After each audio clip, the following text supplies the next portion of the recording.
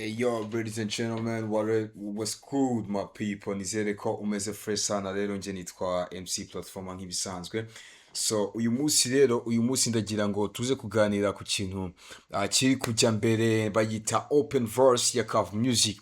Iyi open verse abantu benshi nakomeje kubona benshi bari kuvuga bati ese byagenze gute, ese Zero Trap afite amafaranga yo kuvuga ngo aratanga. Ntabwo kuvuga ngo Zero Trap ntabwo afite amafaranga 1,100. No, uko biri kose niga umuziki akora ntago wahoramo 1,100. Ariko abantu benshi bakomeje kugenda bavuga ngo Zero Trap ngo amafaranga 1,100 yo guha umuhanzi wakoze open verse.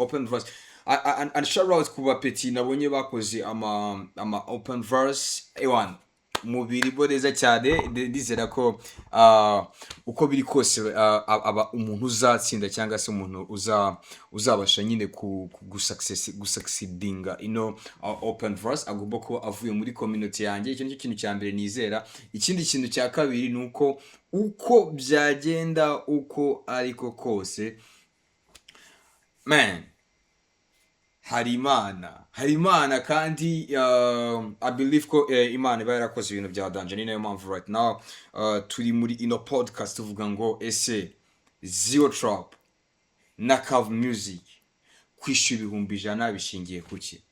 Ikintu cya mbere bishingiyeho narabibabwiye abantu bankurikirana ku rubuga rwa Instagram. Zero Trap ubwe afite gahunda yo gushinga studio. None uzasinga studio gute? Nicyo uzagaburira ba bantu bazaza kuri studio. Ese projet ya studio ya Kavu Music igiye kuza izabishingiye kuki. Introducing open verse ni uburyo bwiza bwo introducing studio ya Kavu Music. Kavu Music studio y'ubwayo izabijyamo abahanzi. Ntabwo ari studio izaba iri aho ngaho gutyo gusa, ni studio igomba kubirimo abahanzi. Abahanzi bakora iki? N'abahanzi baririmba n'abahanzi team yo n'ubundi irahari. Ariko umuhanzi ugiye muri Kavu Music ubundi ni iki ubundi azaba yizeye cyangwa se ni umuhanzi ugiye gukoreramo ni ntago ari nkabira ngo wenda bya trapish music yo kuvuga ngo uragenda ugakora indirimbo ukishyura. No, nuvuga ngo studio ko nizabimeze bazajya kuvuga bati okay uyu mupeta afite abapeta afite bazava n'ubundi muri babahanzi bakoranye nabo muri ano ma open verse no mu zindi projet barimo barategura. Ariko ukuntu projet yabo izaba imeze muri projet ya Kavu Music bo bavuga ko uzajya uza bakagukorera indirimbo yarangira bakagufasha gukora video ubwo aba director babo basanzwe bakorana nabo mu ma video. Murabazi ba director Figma, shout out to my nigga director Figma n'abandi bantu babo bazajya bakufasha wowe noneho bagukubite ishusho rya danje, bagukubite audio nziza ivuye ku producer babo basanzwe bakorana nabo, abo ba Ilaz, ba Kinabit, ba Bob Bree Mixed. Bazajya baguhereza projet yose yuzuye. None iyo projet ubonye wowe na promotion yayo bagufashe kuyikora muri hip hop. Promotion ya hip hop iroroshye. Nukureba Platfomer wajya kureba bya bisazi bindi. Nuvuga ngo promotion ya hip hop ntago ari ibintu bya danje. Promotion ya hip hop kintu cya mbere bisaba nuko uhari gusa. So niyo promotion ya hip hop bakwijeje nani kugukorera indirimbo, bakwijeje kugufasha nyine mu kugukorera video na audio. Uri kubyumva wenda niburi umusani uri dope abantu babo bakunze kuyakora ibyo bihangano byose bazajya babya-uploadinga kuri channel ya Kavu Music.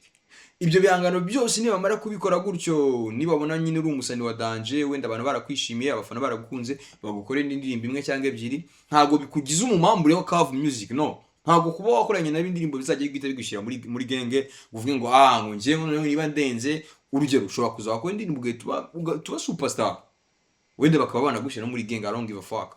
Nta nubwo nabyitaho ngiye sinzi ngo uzajya muri genge, sinzi ngo utazajyamo n'ubundi nta kintu cyatari sibyo. Ariko ikintu ndi kukubwira kuri aba bahanzi bari gukora open verse ya flow ziturutse NYC, man, mufite ikintu cyitwa chance. Mufite chance nini cyane bya hatari.